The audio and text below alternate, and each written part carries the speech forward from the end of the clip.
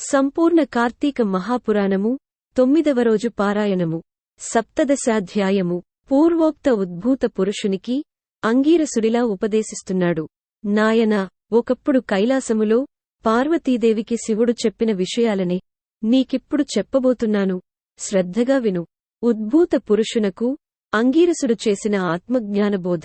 శ్లోకం: కర్మబంధశ్చ ముక్తిశ్చ కార్యం కారణమేవచ స్థూల సూక్ష్మం తథా ద్వంద్వ సంబంధో దేహముచ్యతే.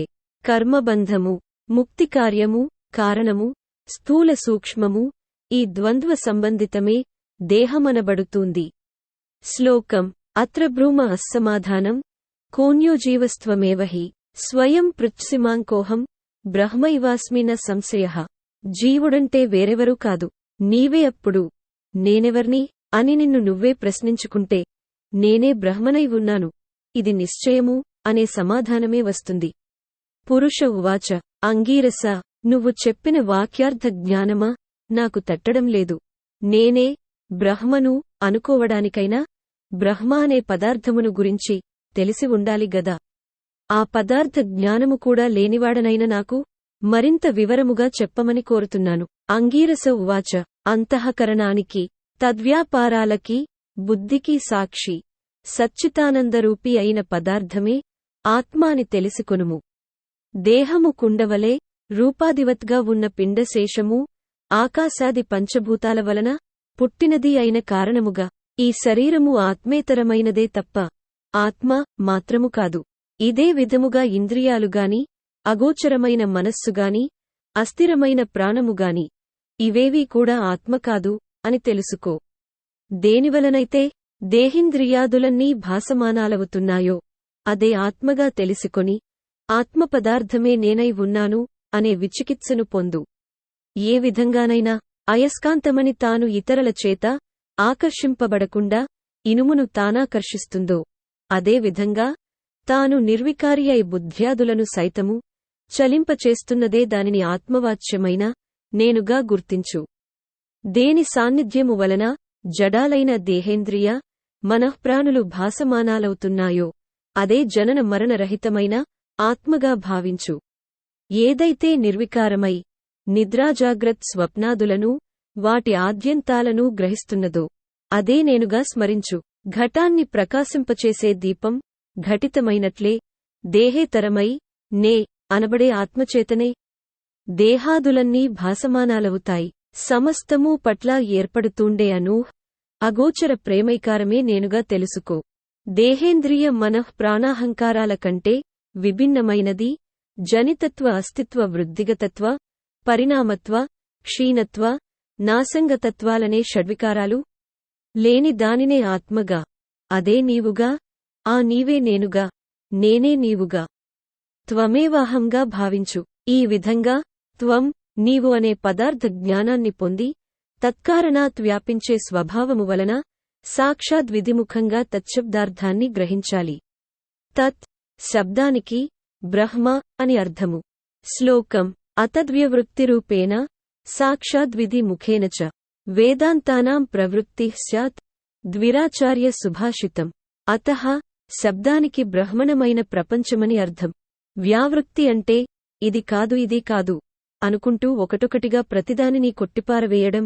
అంటే ఈ చెయ్యి బ్రహ్మ ఆత్మ కాదు, ఈ కాలు ఆత్మ బ్రహ్మ కాదు అనుకుంటూ ఇది కాకపోతే మరి అది ఏది అని ప్రశ్నించుకుంటూ పోగా మిగిలేదే బ్రహ్మ ఆత్మ అని అర్థం. ఇక సాక్షాద్విధిముఖాతంటే సత్యం జ్ఞానమనంతం బ్రహ్మ అనే వాక్యాల ద్వారా సత్యత, జ్ఞానం, ఆనందాల వల్లనే ఆత్మ నరయగలగాలని అర్థము. ఆ ఆత్మ సంసార లక్షణావేష్టితం కాదని, సత్యమని, దృష్టిగోచరము కాదని, చీకటిని ఎరుగనిదని లేదా చీకటికి అవతలిదని పోల్చి చెప్పడానికి వీలు లేనంతటి ఆనందమయమని, సత్య ప్రజ్ఞాది లక్షణయుతమని, పరిపూర్ణమని పూర్వోక్త సాధనల వలన తెలుసుకో. దేనినైతే సర్వజ్ఞం పరేశం సంపూర్ణ శక్తిమంతంగా వేదాలు కీర్తిస్తున్నాయో ఆ బ్రహ్మ నేనేనని గుర్తించు. ఏది తెలుసుకుంటే అన్నీ తెలిసిపోతాయో అదే ఆత్మ, అదే నువ్వు, అదే నేను. తదను ప్రవిశ్య ఇత్యాది వాక్యాల చేత జీవాత్మరూపాన జగత్ప్రవేశము, ప్రవేశిత జీవులను గురించిన నియంతృత్వము, కర్మఫలప్రదత్వము, సర్వజీవ కారణ కర్తృత్వము దేనికైతే చెప్పబడుతూ ఉందో అదే బ్రహ్మగా తెలుసుకో. తత్వమసి, తత్తంటే బ్రహ్మ లేదా ఆత్మ, త్వం అంటే నువ్వే అనగా నువ్వే అనగా పరబ్రహ్మమని అర్థం. ఓ జిజ్ఞాసు, అద్వయానంద పరమాత్మయే ప్రత్యేగాత్మ. ఈ ప్రత్యేగాత్మే ఆ పరమాత్మ. ఈ ప్రకారమైన తాదాత్మ్యత ఏనాడు సిద్ధిస్తుందో అప్పుడు మాత్రమే తత్ శబ్దార్థం తనేనని, త్వం శబ్దము సాధనమేగాని ఇతరంగాదని తేలిపోతుంది. నీకు మరింత స్పష్టముగా అర్థమవడం కోసం చెబుతున్నాను విను. తత్వమసి, తత్ త్వం అసి. ఈ వాక్యానికి అర్థం తాదాత్మ్యము అనే చెప్పాలి. ఇందులో వాక్యార్థాలైన కించిజ్ఞత్వ, సర్వజ్ఞత విశిష్టులైన జీవేశ్వరులను ప్రక్కనబెట్టి లక్ష్యార్థాలైన ఆత్మలనే గ్రహించినట్లయితే తాదాత్మ్యము సిద్ధిస్తుంది. ముఖ్యార్థ వేధాశంక కలిగితే లక్షణావృత్తి నాశ్రయించాలి. అందులో భాగ లక్షణ అనే దానివలన ఇది సాధింపబడుతూ ఉంది. ఉదా సోయం దేవదత్తః ఆత్మసంపన్నః అహం బ్రహ్మస్మి అనే వాక్యార్థబోధ స్థిరపడే వరకు కూడా సమదమాది సాధన సంపత్తితో శ్రవణమనదికాలను ఆచరించాలి. ఎప్పుడైతే శృతి వల్లనో గురు కటాక్షము వల్లనో తాదాత్మ్యబోధ స్థిరపడుతుందో అప్పుడీ వర్తమాన సంసార లంపటము దానికదే పుటుక్కున తెగిపోతుంది. అయినా కొంతకాలము ప్రారబ్ధకర్మ పీడిస్తూనే ఉంటుంది. అది కూడా క్షయమవడంతో పునరావృత్తి రహితమైన స్థాయిని చేరతాము. దానినే ముక్తి, మోక్షము అంటారు. అందువల్ల ముందుగా చిత్తశుద్ధి కోసం కర్మిష్ఠులుగా ఉండి తత్ఫలాన్ని దైవార్పణము చేస్తుండడం వలన ప్రారబ్ధాన్ననుసరించి ఆ జన్మలోనే గాని లేదా ప్రారబ్ధ కర్మ ఫలము అధికమైతే మరుజన్మలోనైనా వివిధ మోక్ష విద్యాభ్యాసపరులై జ్ఞానులై కర్మబంధాల్ని తెంచుకుని ముక్తులవుతారు. నాయనా, బంధించేవి ఫలవాంఛిత కర్మలు, ముక్తినిచ్చేవి ఫలపరిత్యాగ కర్మలు అని ఆపాడు అంగీరసుడు. అంగీరసుడు చెప్పింది వినిన ఉద్భూత పురుషుడు కర్మయోగాన్ని గురించి ప్రశ్నించడంతో అంగీరసుడిలా చెబుతున్నాడు. చక్కటి విషయాన్ని అడిగావు, శ్రద్ధగా విను. సుఖ దుఃఖాది ద్వంద్వాలన్నీ దేహానికేగాని తదతీతమైన ఆత్మకు లేవు. ఎవడైతే ఆత్మానాత్మ సంశయగ్రస్తుడో వాడు మాత్రమే కర్మలను చేసి తద్వారా చిత్తశుద్ధిని పొందినవాడై ఆత్మజ్ఞాని కావాలి. దేహధారియైన వాడు తన వర్ణాశ్రమ విద్యుక్తాలైన స్నానశౌచాదిక కర్మలను తప్పనిసరిగా చేసి తీరాలి. శ్లోకం: స్నానేన రహితం కర్మ హస్తిభుక్త కపిత్తవత్ ప్రాతః స్నానం ద్విజాతీనాం శాస్త్రం చ శృతిచోదితం. స్నానము చేయకుండా చేసే ఏ కర్మ అయినా సరే ఏనుగు తినిన వెలగపండులా నిష్ఫలమే అవుతుంది. అందున బ్రాహ్మణులకు ప్రాతః స్నానము వేదోక్తమై ఉంది. ప్రతిరోజున ప్రాతః స్నానం చెయ్యలేని వాళ్లు సూర్యసంచారము కల తుల, కార్తీక, మకర, మాఘ, మేష, వైశాఖాలలోనైనా చెయ్యాలి. జీవితంలో ఈ 3 మాసాలైనా ప్రాతః స్నానాలు చేసేవాడు సరాసరి వైకుంఠాన్నే పొందుతాడు. చాతుర్మాస్యాది పుణ్యకాలాలలోగాని చంద్ర సూర్యగ్రహణ పర్వాలలోగాని స్నానము చాలా ప్రధానము. గ్రహణాలలో గ్రహణకాల స్నానమే ముఖ్యము. సర్వకాలములయందు బ్రాహ్మణులకు, పుణ్యకాలాలలో సర్వ ప్రజలకు స్నాన సంధ్య, జప, హోమ, సూర్యనమస్కారాలు తప్పనిసరిగా చేయవలసి ఉన్నాయి. స్నానాన్ని వదలినవాడు రౌరవ నరకగతుడై పునః కర్మభ్రష్టుడిగా జన్మిస్తాడు.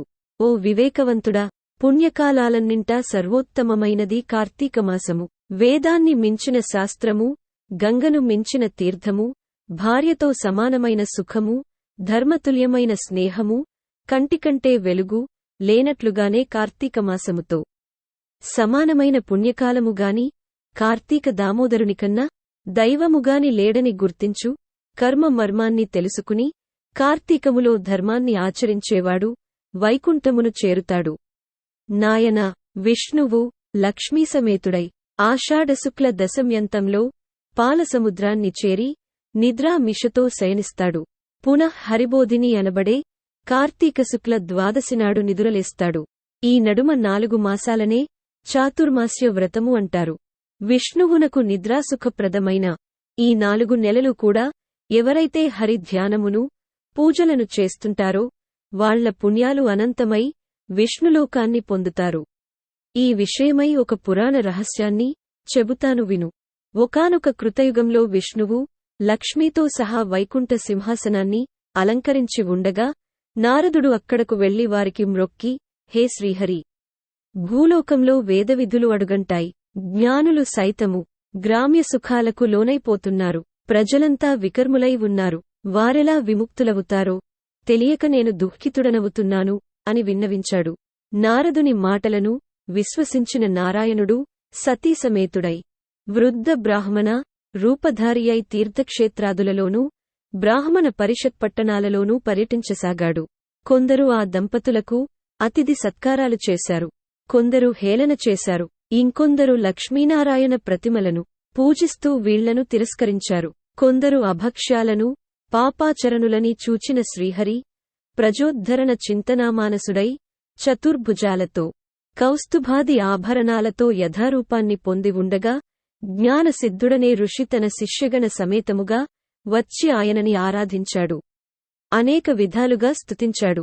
ఏవం శ్రీ స్కాంద పురాణాంతర్గత కార్తీక మహాత్మ్యే 17-18 అధ్యాయములు. 9వ రోజు పారాయణము సమాప్తము.